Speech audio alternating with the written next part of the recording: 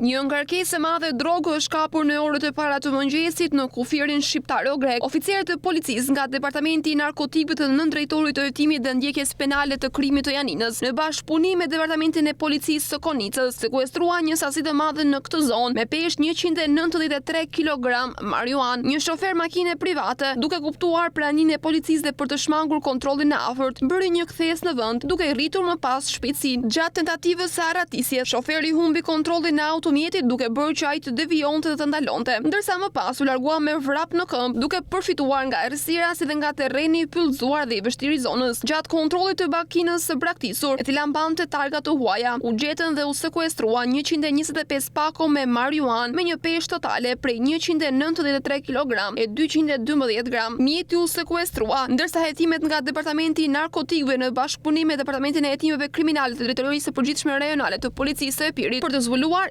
identitetin e drejtuesit të mjetit janë duke vazhduar. Sasia totale e kapur nga policia greke në 2 muajt e fundit, që dyshohet se vinte nga Shqipëria, është rreth 435 kg marijuan. 2 raste janë kapur në Selanik, një në Kostur, një në Janin dhe 2 në Igumenic, një prej të cilave në rrugë detare.